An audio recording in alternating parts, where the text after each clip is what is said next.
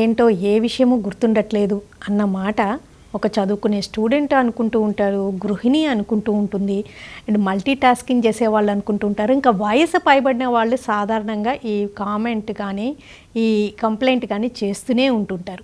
అయితే వయసుతోటి మతిమరుపు ఎంతవరకు సంబంధం ఉంటుంది? ఏజ్కి రిలేటెడ్గా డిమెన్షియా కానీ లేకపోతే అల్జిమర్స్ కానీ గురయ్యే రిస్క్ ఉందని ఎప్పుడు గుర్తించాల్సి ఉంటుంది?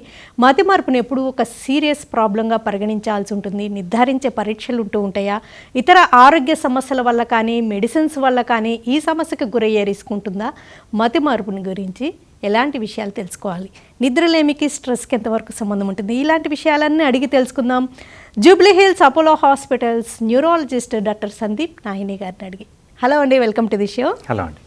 మతిమరుపు అనేది చాలా కామన్గా వింటామండి, చిన్న వయసు నుంచి వయసు పైబడిన వాళ్ళ దాకా. అసలు మీరు దాన్ని ఎలా చూస్తారు? దాన్ని ఎలా, how do you understand it?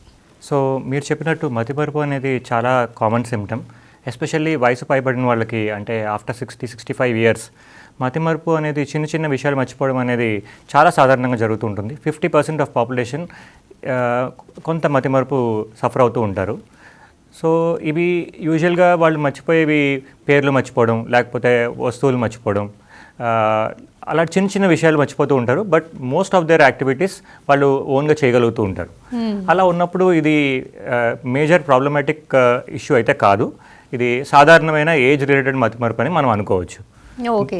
But మనం మతిమరుపు వల్ల వాళ్ళకి రొటీన్ యాక్టివిటీస్ ఎఫెక్ట్ అవుతుంటే, వాళ్ళు చేసుకోవాల్సిన పనులు చేసుకోలేకపోతుంటే, అప్పుడు మనం దాన్ని సిగ్నిఫికెంట్గా లేదంటే సీరియస్గా పరిగణలోకి తీసుకోవాలి. పిల్లల్లో ఒక మిడిల్ ఏజ్ పీపుల్లో తీసుకుంటే ఏంటి అసలు ఫస్ట్ వాళ్ళు ఎలాంటి రూల్ అవుట్ చేసుకోవాలని మీరు చెప్తూ ఉంటారు? ఈ మతిమరుపు అనేది పిల్లల్లో as well as young people, working పీపుల్లో వచ్చేది వేరే కారణాల వల్ల వస్తూ ఉంటుంది, పెద్దవాళ్ళలో వేరే వాళ్ళ కారణాల వల్ల వస్తూ ఉంటుంది. సో పిల్లల్లో కానీ యంగ్ పీపుల్లో కానీ మతిమరుపు వచ్చినప్పుడు సాధారణంగా మోస్ట్ కామన్ రీజన్ ఏంటంటే మోడిఫైబుల్ ఫ్యాక్టర్స్, అంటే నిద్ర సరిగ్గా లేకపోవడం, లేకపోతే స్ట్రెస్ ఎక్కువ ఫీల్ అవ్వడం, సరైన డైట్ తీసుకోకపోవడం, సరైన ఎక్సర్సైజ్ చేయకపోవడం, మల్టీ టాస్కింగ్ చేసి ఒకదాని మీద సరిగ్గా ఫోకస్ చేయలేకపోవడం. మోస్ట్లీ ఈ రీజన్స్ వల్ల చిన్న వయసులో కానీ యంగ్ టు మిడిల్ ఏజ్లో వచ్చే మెమరీ ప్రాబ్లమ్స్ యూజువల్లీ ఇలాంటి రీజన్స్ వల్ల వస్తూ ఉంటాయి. వేరేస్ పెద్ద వయసులో వచ్చే మెమరీ ప్రాబ్లమ్స్, మతిమరుపు ప్రాబ్లం 60 ఏళ్ళు 70 ఏళ్ళు వాళ్ళకి వచ్చేది మాత్రం అది ఏజ్తో పాటు బ్రెయిన్ స్లోయింగ్ వల్ల లేదంటే డిమెన్షియా వల్ల వస్తూ ఉంటుంది. కొన్ని సందర్భాల్లో అంటే ఆసక్తి లేకపోవడం, ఆ విషయం మీద మనసు పెట్టకపోవడం అనేది మతిమరుపుకి ఒక ప్రధాన కారణం అంటుంటారు. కొన్ని సందర్భాల్లో ఎంత ఇంట్రెస్ట్గా నేర్చుకున్నా నెక్స్ట్ డేనే మర్చిపోతున్నాం అని పిల్లలు కంప్లైంట్ వింటుంటామండి. ఏంటి, ఏ విషయం ఉంటుందంటే? మీరు చెప్పింది కరెక్టే. అంటే ఏదైనా ఇంట్రెస్ట్తో చదవకపోయినా, ఇంట్రెస్ట్తో ఒక పని మీద ఇంట్రెస్ట్ పెట్టకపోతే ఆటోమేటిక్గా అది గుర్తుండకపోవచ్చు. అండ్ మనం ఎంత ట్రై చేసినా కూడా గుర్తుండట్లేదు అంటే again there must be some underlying reason, like stress కానీ ల్యాక్ ఆఫ్ స్లీప్ కానీ, అలాంటి ఫ్యాక్టర్స్ ఏదైనా ఉండడం వల్ల యూజువల్లీ మర్చిపోతూ ఉంటారు. కొన్నిసార్లు dehydration, vitamin deficiencies, thyroid problems, లేకపోతే metabolic reasons, obesity, diabetes, BP, ఇలాంటి హెల్త్ ప్రాబ్లమ్స్ వల్ల కూడా ఇండైరెక్ట్గా మెమరీ ఎఫెక్ట్ అయ్యే ఛాన్సెస్ ఉంటాయి. అంటే స్ట్రెస్కి, నిద్రలేమికి, మతిమరుపుకి బాగా కొరిలేషన్ ఉంటుందంటారా? ఎస్ అండి. Especially young people, working class people, middle age పీపుల్లో stress and lack of sleep అనేది చాలా ఇంపార్టెంట్ ఫ్యాక్టర్. సో యూజువలీ చాలామంది చాలా లేట్ నైట్ వరకు వర్క్ చేస్తారు. They may work 18 hours a day. Some people work till very late in the night. So వాళ్ళకి only 4-5 hours sleep ఉండొచ్చు. అలాంటి వాళ్ళకి నిద్ర లేకపోవడం వల్ల బ్రెయిన్కి రికవర్ అయ్యే టైం ఉండదు. దానివల్ల బ్రెయిన్ ఇన్ఫర్మేషన్ని స్టోర్ చేసుకోలేకపోతుంది, రిజిస్టర్ చేసుకోలేకపోతుంది. దానివల్ల మతిమరుపు అనేది చాలా కామన్గా జరుగుతూ ఉంటుంది. సిమిలర్లీ క్రానిక్ స్ట్రెస్, ఎక్కువ రోజులు స్ట్రెస్కి లోనైనప్పుడు బాడీలో various cortisol and various hormones ఏవైతే రిలీజ్ అవుతాయో వాటి వల్ల కూడా మెమరీ ఎఫెక్ట్ అయ్యి బ్రెయిన్ సరిగ్గా రిజిస్టర్ చేసుకోలేకపోవడం, దాన్ని ప్రొడ్యూస్ చేయలేకపోవడం జరగడానికి చాలా ఛాన్సెస్ ఉంటాయి. ఇంకొకటి కూడా వింటుంటాను, ఒక స్టడీ గురించి చూశానండి. బీపీ స్పైక్స్ వల్ల ఒక్కసారి all of a sudden BP ఎక్కువగా వచ్చినప్పుడు ఆ మెమొరీ లాస్ అనేది కూడా రిలేటెడ్గా ఉంటుంది అంటారా? అలా ఉంటుంది అంటారా? ఎస్పెషల్లీ హైపర్ టెన్షన్ ఉన్న వాళ్ళకి, బీపీ ఎక్కువ హై బీపీ ఉన్న వాళ్ళకి, డయాబెటీస్ ఉన్న వాళ్ళకి కంట్రోల్ లేకపోవడం వల్ల, డయాబెటీస్ బీపీ కంట్రోల్ లేకపోవడం వల్ల చిన్న చిన్న చేంజెస్ బ్రెయిన్లో డెవలప్ అయ్యి ఓవర్ టైం అది మెమరీ లాస్కి దారి తీయచ్చు. సో ఆ రిస్క్ ఫ్యాక్టర్ కంట్రోల్ అనేది కూడా చాలా ఇంపార్టెంట్. డయాబెటీస్, బీపీ కంట్రోల్ చేసుకోవడం అనేది కూడా చాలా ఇంపార్టెంట్. ఈ మెమొరీ లాస్లో టైప్స్ కూడా ఉంటాయి అంటారు కదా, అవేంటి? అవునండి. సో మనం నేను ఇందాక డిస్కస్ చేసినట్టు, సో సాధారణంగా ఏజ్తో పాటు వచ్చే సెనైల్ మెమరీ లాస్, ఏజ్తో పాటు చిన్న చిన్న విషయాలు మర్చిపోవడం అనేది ఇన్సిగ్నిఫికెంట్ మెమరీ లాస్ ఏజ్తో పాటు అందరికీ ఉంటుంది. ఆఫ్టర్ 65-70 ఇయర్స్ చాలామందికి ఉంటుంది. వేరేస్ కొంతమందికి అది ఎక్కువగా ఉంటుంది. Regular activities like bathing, cooking ఇలాంటివి కూడా సరిగ్గా చేసుకోకపోయే సిచ్యువేషన్కి వెళ్ళొచ్చు. అలా వెళ్ళినప్పుడు దీన్ని మనం డిమెన్షియా అంటాం అనమాట. డిమెన్షియా అని అంటాము. సో ఇలాగా స్టేజెస్ వైజ్ అనుకుంటే ఫస్ట్ నార్మల్ ఏజింగ్ వల్ల వచ్చే మెమరీ లాస్, రెండోది మైల్డ్ కాగ్నిటివ్ ఇంపైర్మెంట్, అంటే చిన్నగా మెమరీ లాస్, కొంచెం significant memory problem but it is not yet dementia. And next stage చూసుకుంటే డిమెన్షియా, అంటే మనకి మతిమరుపు వల్ల మర్చిపోవడం, రూట్స్ సరిగ్గా తెలియకపోవడం, వాళ్ళ పనులు వాళ్ళు సరిగ్గా చేసుకోలేకపోవడం, కన్ఫ్యూజ్ అయిపోవడం, ఇవన్నీ వస్తే ఆ స్టేజ్ని మనం డిమెన్షియా అంటాం. ఇంకా short term memory, long term memory అంటే రీసెంట్గా జరిగినవి గుర్తుండడం, పాతవి మర్చిపోవడం, లేకపోతే కొంతమందికి పాతవి ఎప్పుడో గుర్తుండడం, రీసెంట్ ఆన్సెట్ ఏవి గుర్తుండకపోవడం, ఇలా కూడా ఉండొచ్చు. అవునండి. మనకి రకరకాల డిమెన్షియాస్ ఉన్నట్టు, రకరకాల డిమెన్షియాస్లో కొన్ని రకాల డిమెన్షియాస్లో మనకి రీసెంట్ విషయాలు మర్చిపోతూ ఉంటారు. సాధారణంగా వచ్చే డిమెన్షియాస్లో ఎక్కువగా మర్చిపోయేది రీసెంట్ విషయాలు మర్చిపోతూ ఉంటారు. వాళ్ళు మార్నింగ్ బ్రేక్ఫాస్ట్కి ఏం తిన్నారు అంటే మర్చిపోతారు, లేకపోతే నిన్న ఎవరిని కలిసారనేది మర్చిపోతారు, మెడిసిన్ వేసుకున్నారో లేదా అనేది మర్చిపోతారు.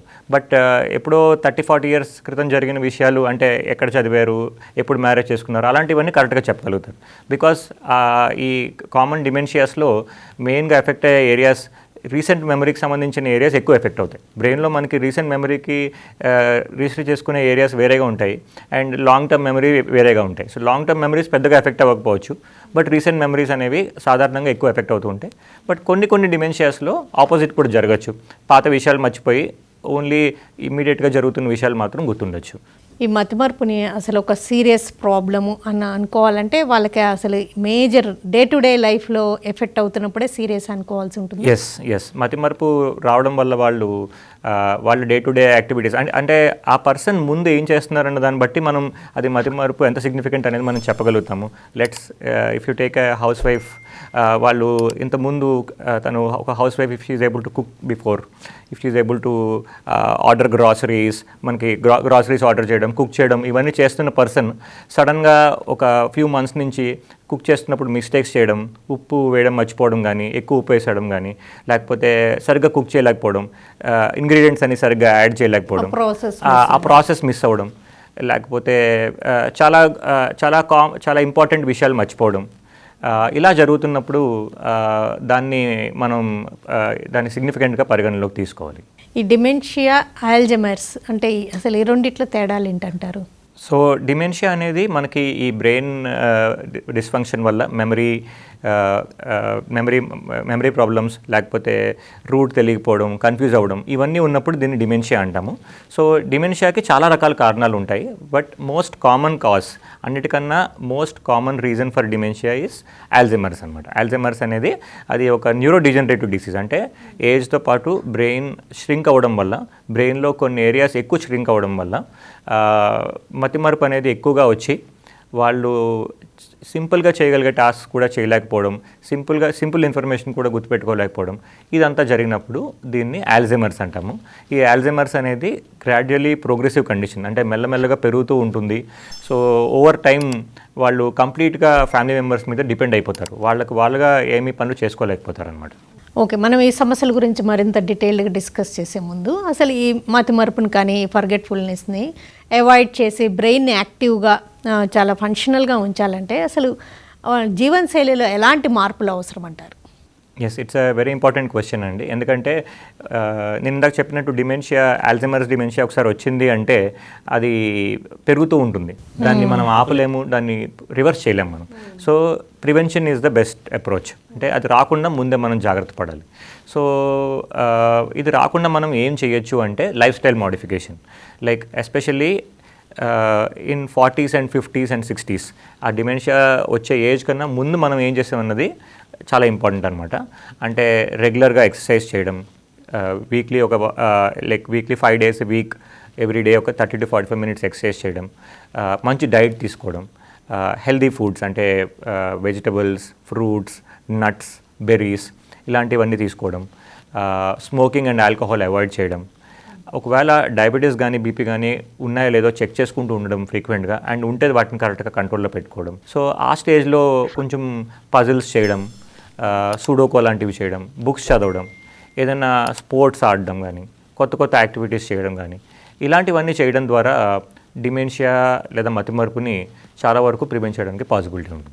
ఈ మధ్య డిజిటల్ డిమెన్షియా అనే వర్డ్ ఎక్కువగా వింటున్నామండి. ఏంటి అసలు ఎగ్జాక్ట్గా?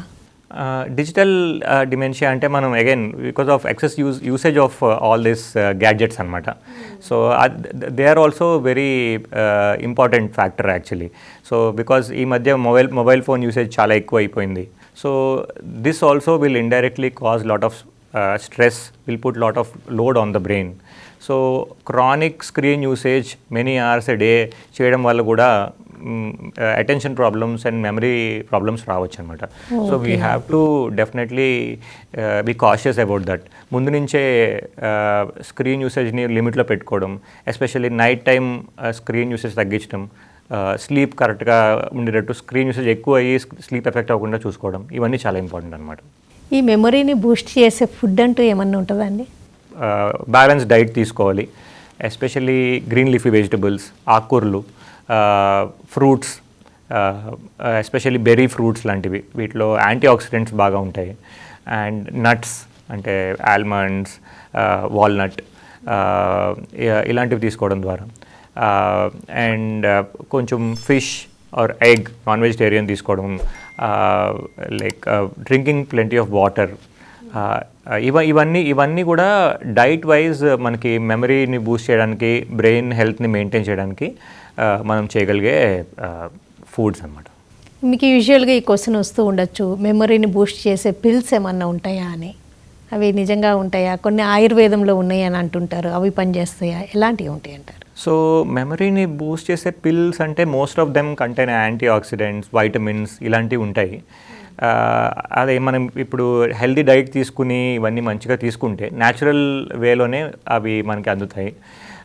అవి అన్లెస్ విటమిన్ డెఫిషియన్సీస్ ఉంటే తప్ప మనం పిల్స్ తీసుకోవాల్సిన అవసరం లేదు. So natural diet, exercise and sleep are more important అనమాట. సో మెమరీ కోసం పిల్స్ తీసుకోవాల్సిన అవసరం routine people who don't have memory problems వాళ్ళకైతే అవసరం లేదు. But light memory problems start అయినప్పుడు కొంచెం మెమరీ బూస్ట్ చేసే పిల్స్ అవి మనం స్టార్ట్ చేయొచ్చు. యూజువల్గా పేరెంట్స్ ఎక్కువగా కంప్లైంట్ చేసేది ఏంటంటే, ముందంతా బాగా చదివాడు, చాలా ప్రాక్టీస్ చేశాడు, తీరా ఎగ్జామ్ హాల్లోకి వెళ్ళాక మర్చిపోయాను అంటున్నాడు అనేది చాలా బాధపడే విషయం. చాలా మీకు ఇస్తున్న కంప్లైంట్ అయి ఉండవచ్చు. ఏమంటారు దీని గురించి? అగైన్ దీనికి రీజన్ మనకి ల్యాక్ ఆఫ్ స్లీప్, స్ట్రెస్, మనం చదవడం ఒకటి, బ్రెయిన్ రిజిస్టర్ చేసుకోవడం ఒకటి. సో చదివిందంతా బ్రెయిన్ రిజిస్టర్ చేసుకుంటుందని మనం చెప్పలేం కదా. సో బ్రెయిన్ రిజిస్టర్ చేసుకోవాలి అంటే దానికి అడిక్వేట్ స్లీప్ ఉండాలి, రెస్ట్ ఉండాలి. సో అలాంటి వాటి మీద మనం ఎక్కువ ఫోకస్ చేయాలన్నమాట. చదవడం అవసరం, చదవడంతో పాటు దానికి రెస్ట్ కూడా ఇచ్చి దాన్ని అక్యుములేట్ చేసుకోవడం, స్టోర్ చేయడం అనేది అది that is the important part of the brain health అనమాట. మ్యాథ్ బాగా చేయగలిగిన పిల్లలు, లేకపోతే లాంగ్వేజెస్ బాగా మల్టిపుల్ లాంగ్వేజెస్ పికప్ చేసుకున్న వాళ్ళకి మెమరీ బాగా ఇంప్రూవ్ అవుతుంది అంటారు, నిజమేనా? Both of your statements are correct to some extent. Different languages మాట్లాడే వాళ్ళు కలిగి పాలిగ్లాట్స్ అంటారు కదా, అంటే those who know more than 2-3 languages. మనందరికీ సాధారణంగా మదర్ టంగ్తో పాటు ఇంగ్లీష్, హిందీ కొంతవరకు వస్తుంది. బట్ వేరే ఎక్కువ లాంగ్వేజెస్ నేర్చుకున్న వాళ్ళకి ఫ్యూచర్లో మెమరీ లాస్ కానీ డిమెన్షియాస్ కానీ వచ్చే ఛాన్సెస్ తక్కువ ఉంటాయి. And again mathematics because it will stimulate our brain. So మ్యాథమెటిక్స్లో స్ట్రాంగ్గా ఉన్న వాళ్ళకి కొంచెం డిమెన్షియాస్ కానీ ఇవన్నీ వచ్చే ఛాన్సెస్ తక్కువ ఉంటాయి. అలా అని అస్సలు రాదని కాదు, but all these will have a positive effect on the brain. అంటే చిన్నప్పటి నుంచి ఏదైనా కానీ మా బ్రెయిన్ని యాక్టివ్గా ఉంచడం, కొత్త విషయాలు నేర్చుకుంటూ ఉండడం అనేది కొంతవరకు ఈ మతిమరుపుకి కానీ వీటికి చెక్ పెట్టచ్చు అంటారు వీటితోటే. యూర్ రైట్ అండి. అంటే చిన్నప్పుడు అండ్ యంగ్ ఏజ్లో అండ్ మిడిల్ ఏజ్లో ఆల్మోస్ట్ అందరూ యాక్టివ్గా ఉంటారు, బికాజ్ వర్కింగ్ ప్రొఫెషనల్స్ ఏదో రకంగా యాక్టివ్గా ఉంటారు. మేబీ ఒక సర్టన్ ఏజ్ వచ్చిన తర్వాత they tend to reduce there activities. అంటే 50s, 60s ఐ థింక్ ఆ ఏజ్ గ్రూప్ వాళ్ళు they have to proactively focus on this అనమాట. అంటే ఇప్పుడు పజిల్స్ కానీ బుక్స్ కానీ ఏదైనా కొత్త స్పోర్ట్ ఆడడం, లేకపోతే కొత్త కొత్త ఇన్స్ట్రుమెంట్ ప్లే చేయడం కానీ, డాన్స్ నేర్చుకోవడం కానీ, అలాంటివి చేయడం ద్వారా ఆ ఏజ్ గ్రూప్లో ఇన్ 50s and 60s బ్రెయిన్ని షార్ప్గా మెయింటైన్ చేయడానికి మనకి ఆస్కారం ఉంటుంది. Memory loss, depression, psychiatry problems ఏమన్నా రిలేటెడ్గా ఉంటాయండి? డిప్రెషన్ వల్ల కూడా మెమరీ అనేది తగ్గే ఛాన్సెస్ ఉంటాయండి. కొంతమందికి బ్రెయిన్ అంతా ఫంక్షనింగ్ నార్మల్ ఉన్నా కూడా వాళ్ళు లో మూడ్ వల్ల, వాళ్ళకి ఇంట్రెస్ట్ లేకపోవడం వల్ల మర్చిపోతూ ఉంటారు, గుర్తుపెట్టుకోవడానికి ట్రై కూడా చేయరు అనమాట. 10 to 20% మందిలో మనం డిమెన్షియా అనుకున్నది అది డిప్రెషన్ అవ్వచ్చు. సూడో డిమెన్షియా అంటాం, అంటే నిజంగా డిమెన్షియా లేదు, నిజంగా మతిమరుపు లేదు, కాకపోతే డిప్రెషన్ వల్ల అది మతిమరుపులా కనిపిస్తుంది అనమాట. అది కూడా ఐడెంటిఫై చేయడం అనేది చాలా ఇంపార్టెంట్, ఎందుకంటే అప్పుడు ట్రీట్మెంట్ డిఫరెంట్గా ఉంటుంది. అప్పుడు మనం ఆ డిప్రెషన్ ట్రీట్ చేస్తే మెమరీ ఇంప్రూవ్ అవ్వడానికి బెటర్ ఛాన్సెస్ ఉంటాయి.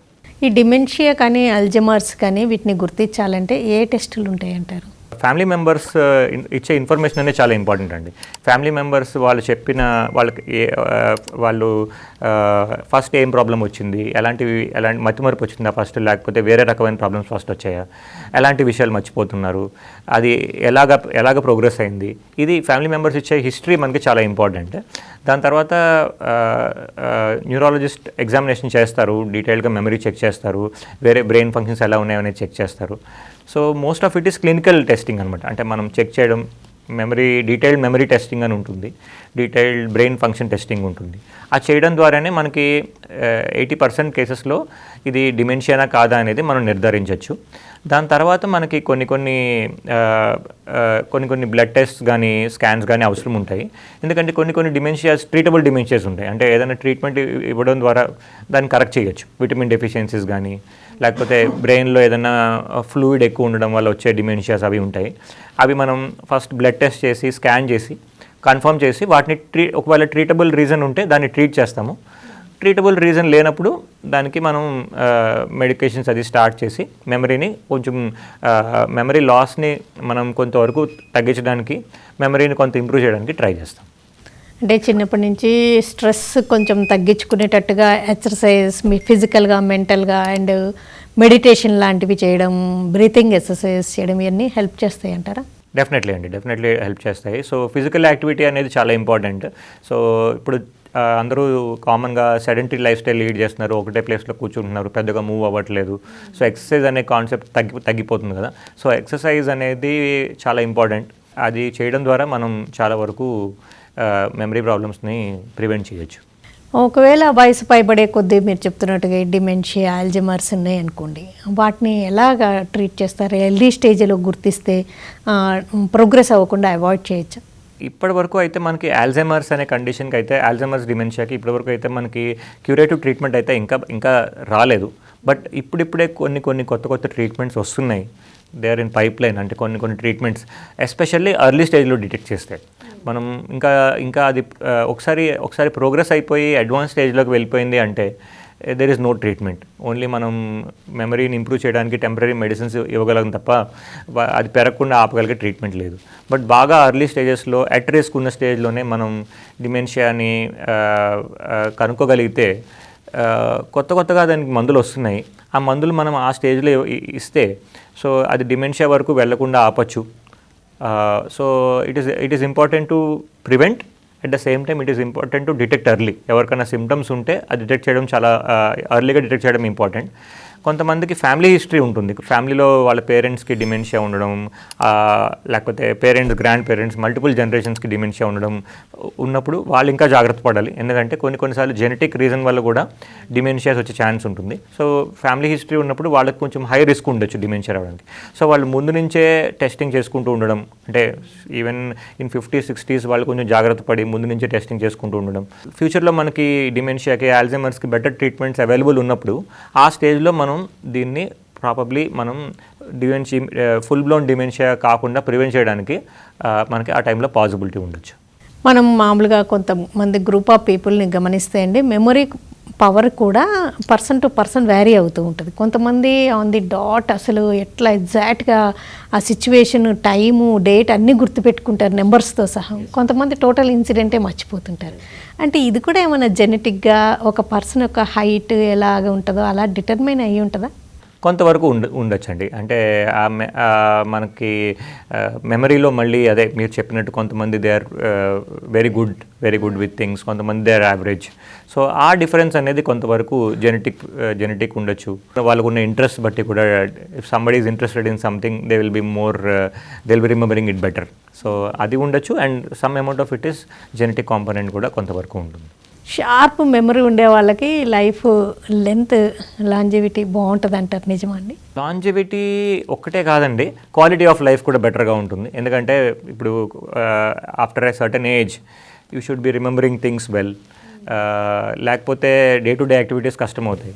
అండ్ ఎవరైనా మర్చిపోతున్నారు అంటే వాళ్ళు ఆటోమేటిక్గా పీపుల్తో ఇంటరాక్ట్ అవ్వడం మానేస్తారు, బయటకు వెళ్ళడం మానేస్తారు. సో ఆటోమేటిక్గా క్వాలిటీ ఆఫ్ లైఫ్ తగ్గిపోతూ ఉంటుంది. కరెక్ట్. సో లాంజివిటీ కన్నా more than longevity it is the quality of life which will be better even at a later age అనమాట. ఇందాక నేను చెప్పని ఒక విషయం, మనకి సోషల్ కనెక్షన్స్ అనేవి కూడా చాలా ఇంపార్టెంట్. కరెక్ట్. ఈ డిమెన్షియాస్ ప్రివెంట్ చేయడానికి, ఎస్పెషల్లీ ఆఫ్టర్ రిటైర్మెంట్, లైక్ వాళ్ళ ఏజ్ గ్రూప్ వాళ్ళతో కానీ కనెక్ట్ అవ్వడం, ఏదైనా సోషల్ సర్కిల్స్ లాగా ఫామ్ చేయడం, ఏదైనా క్లబ్స్ లాగా ఫామ్ చేయడం, లైక్ యోగా క్లబ్ లేకపోతే మెడిటేషన్, అందరినీ కలిసి మీట్ అవుతూ ఉండడం, వాళ్ళతో ఇంటరాక్ట్ చేస్తూ ఉండడం, ఇవి చేయడం వల్ల కూడా మనం మెమరీ లాస్ని కొంతవరకు ప్రివెంట్ చేయడానికి ఆస్కారం ఉంటుంది. ఓకేనండి డాక్టర్ సందీప్ గారు, మెమొరీ లాస్ గురించి అసలు ఆ సమస్యను ఎప్పుడు తీవ్రంగా పరిగణించాలి, డే టు డే లైఫ్లో మార్పులతో ఎంతవరకు అధిగమించగలరు, అండ్ ఏజ్తో పాటు వచ్చే మార్పులు కానీ వాటిని డిమెన్షియా కానీ అల్జమర్స్ అని ఎప్పుడు గుర్తించాలి, అసలు బ్రెయిన్ని యాక్టివ్గా ఉంచుకోవాలంటే మనం లైఫ్ స్టైల్లో చేంజ్ చేసుకోవాల్సిన హెల్దీ హ్యాబిట్స్ గురించి వివరంగా తెలియజేసినందుకు, ఇంట్రెస్టింగ్గా చెప్పినందుకు థ్యాంక్స్ అలాట్ అండి. థ్యాంక్ యూ అండి.